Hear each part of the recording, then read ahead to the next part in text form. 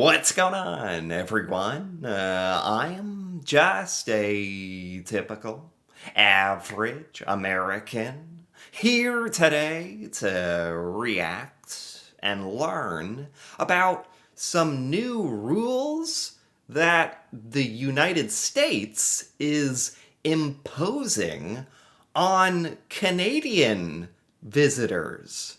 What? I don't know. You can't really even make this up anymore. It's almost like we're doing everything in our power to piss off Canadians as much as possible.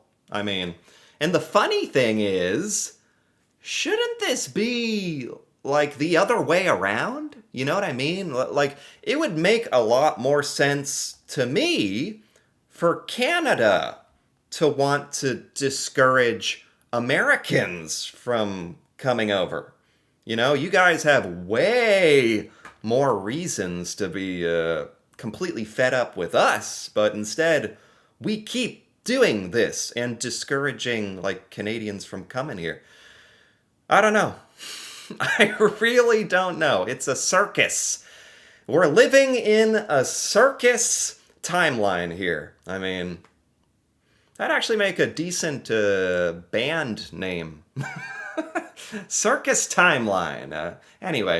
Today I really want to learn more about what these rules are, these rules that the US is going to start imposing on Canadians that are traveling here. So let's take a look. Canadians traveling to the U.S. are facing new rules at the border after U.S. President Donald Trump signed an executive order on stricter requirements for foreign visitors. What? We regret. What? I mean, so, I just gotta say, we've already kind of like done a lot of damage to the American reputation. If you've looked at some of the data or the stats, I've done videos over it. Like, it's an unprecedented time where more and more people around the world do not want to even visit the United States. Like, in record numbers, they don't want to do it. You don't want to come here. Who knows why? Couldn't tell you. Yeah, joking aside, why are we, in this time of all times, doing all this? Like, making it even harder for people to come. I don't know. I don't know. That we're not going down in a sense. We met some great people, some great Americans, some great Canadians at the RV parks we stayed at, and we enjoyed our stay down there. What did he say? He said they are not coming this year? I think he said they had a good time, you know. You can come here to the US and like not everybody's crazy, you know. I'm here. We're not all insane. Okay. I got to bring it down a little bit.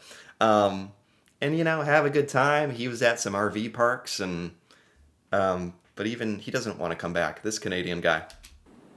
We regret that we're not going down in a sense. We met some great people, some great Americans, some great Canadians at the RV parks we stayed at, and we enjoyed our stay down there. Under the order, the U.S. Department of Homeland Security must ensure that all non-Americans staying in the country for more than 30 days register with the government. The new measures that come into play December 26th expand security screening, including mandatory fingerprinting and photographs for visitors. Wow. Wait, what? Wait. Okay. Whew. So this is now in effect. They said December 26th. Merry Christmas.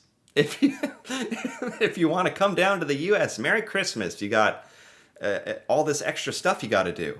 I don't know, practically speaking, how many people come into the US for more than 30 days? That's a pretty long time to like be on vacation but it obviously actually what that means to me is all these people who come into the US for more than 30 days are more likely, almost in a sense, higher value visitors, spending more money here, doing things here, maybe like fulfilling some kind of contracting job here, you're contributing in some way. Like it's probably logical to assume people, especially Canadians that come here for over 30 days at a time, are contributing to our economy more so than people who come here for just like a couple of days, you know?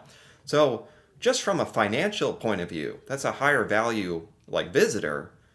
And it's those people that we're now making like, oh, if you want to stay that long, you got to do this and that. And what they say, now you got to take your photo and fingerprints like you're a criminal or something, especially with the fingerprint thing. I don't know about all that. Including mandatory fingerprinting and photographs for visitors. With me now is Warren Kreitz, certified specialist in immigration law. Warren, thank you for being here. Thanks for having me. So these new measures at the U.S. border include things like mandatory fingerprinting and photographs. Wait, does everybody have to do it? I know. Wait, what? The way she said it, does everybody have to get their photograph taken?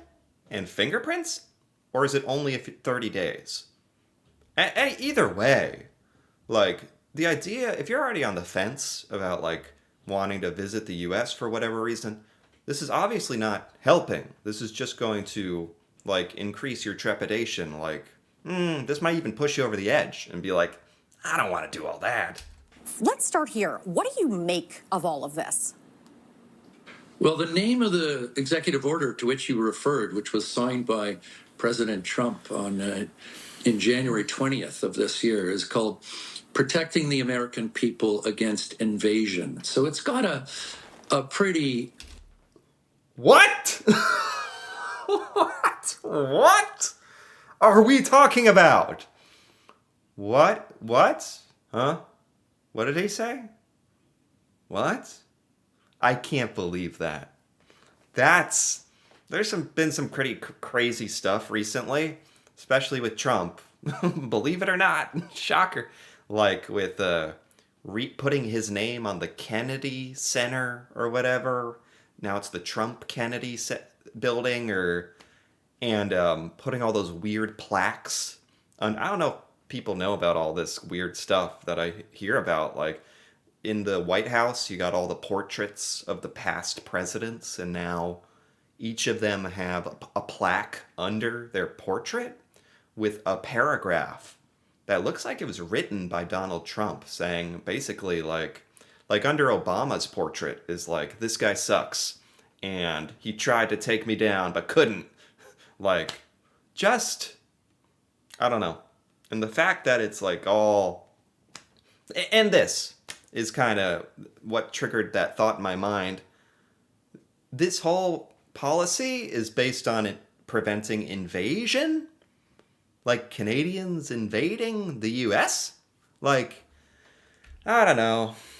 It's just sad that it's so ridiculous and it's almost like been normalized where people, especially here in the US, like when Trump does crazy things, it's just been so long and so often, people don't even really talk about it so much, which is bad because when something really actually seriously crazy or bad happens, it kind of gets lumped in with the riffraff of, and maybe disregarded in a way it shouldn't be. The American people against invasion. So it's got a... Protecting the American people against invasion? That's why we're making Canadians do fingerprints and not want to come here.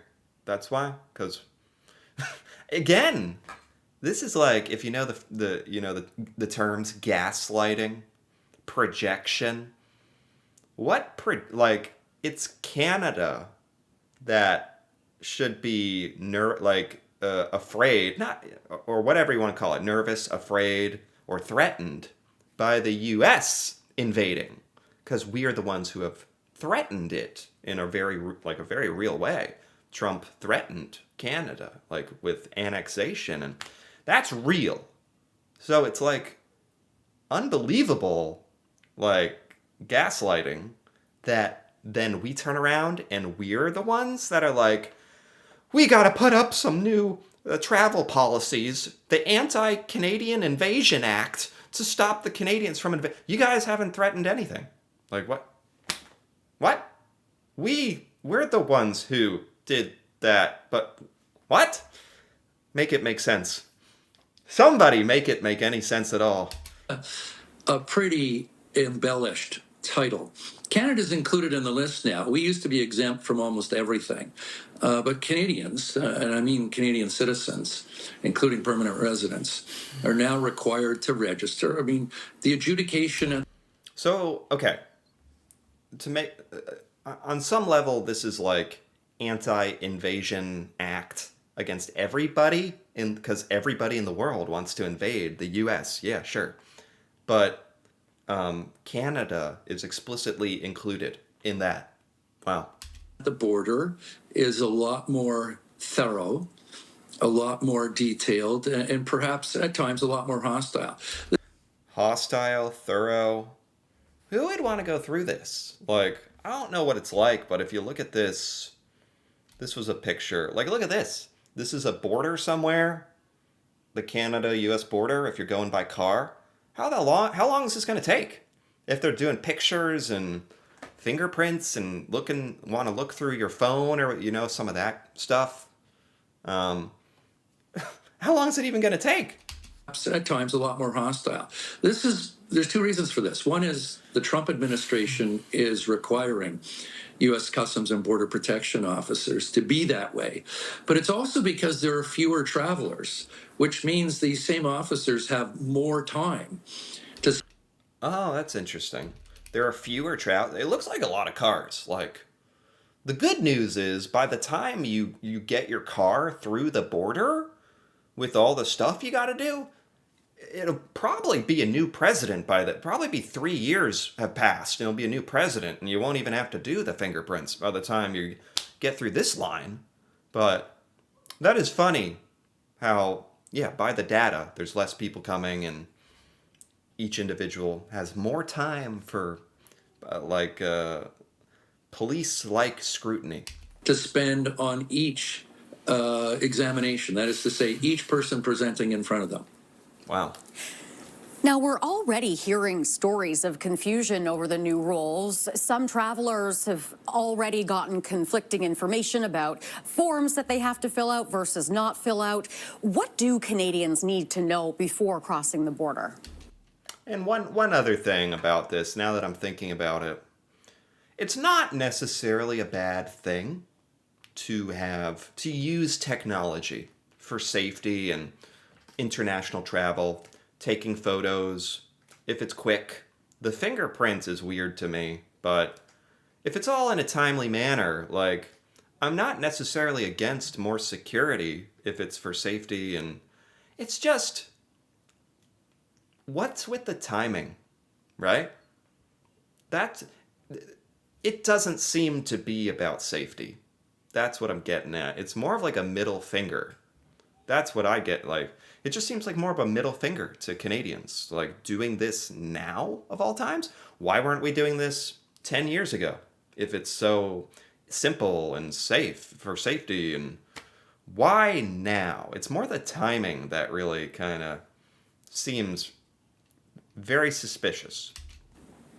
Well, as before, and this has been true for a very long time, Canadians need to be prepared. And being prepared means bring documents to authenticate, to verify, to Sure. corroborate the oral examination, the questions, the answers.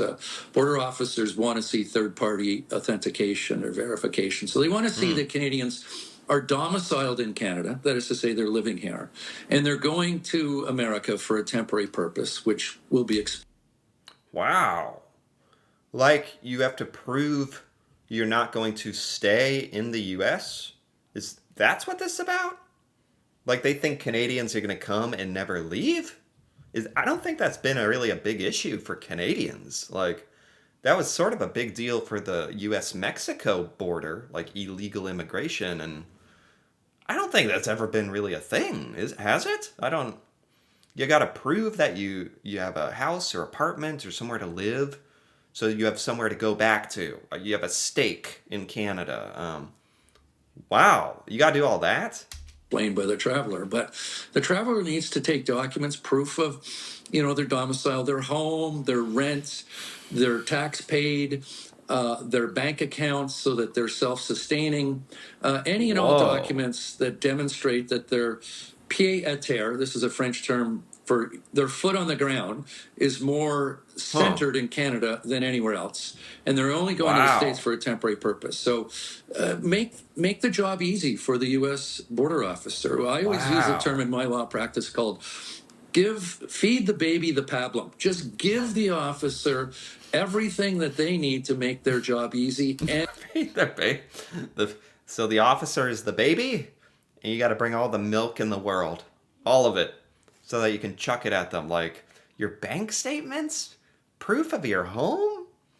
I didn't know you gotta. Oh my god! I thought it was like bad enough with like the searching of your phone. I've heard sometimes they do that, or the fingerprints and photos, and you got to bring your if you're going to Disney World, you got to bring your Disney World tickets. I guess that makes sense, but I didn't know about all that extra. Like you got to prove your identity to like. I feel like it used to be so much more casual um, between the U.S. and Canada. I was talking to my dad about it a while ago, and he said when he was younger, um, 20 or 30, you didn't even need a passport to go to Canada. Like just to like you didn't even need like that's how easy it was. the border crossing should go smooth and easy. All right. If someone runs into a snag, what should they do? Well, listen to the reasons why there is a snag, and if you want to try a second time, don't go to another border crossing. That's not appreciated by U.S. border officers. Don't just drive down Jeez. the border and go to another place or go to another airport. Leave. You're allowed usually to remove your application for entry. Go and get the documents that the officer is saying have been missing or deficient, Hmm. and try a second time. And get professional advice if you feel you need it. Some good My advice for God. us, Warren. Thank you very much for your time today. Jeez.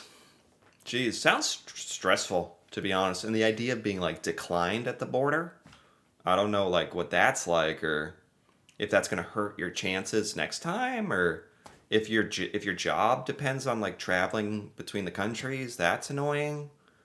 If you have family here, that's annoying. It's all just very annoying and seems to me like most of all, yeah, it's an annoying policy. Maybe there's some merit to it with like safety and identification. We are like living in the future now. We should doing stuff like that is not necessarily crazy, but I don't know. Doing it now of all times with the tensions between our countries that we created and then doing this to increase those tensions in my opinion. It just seems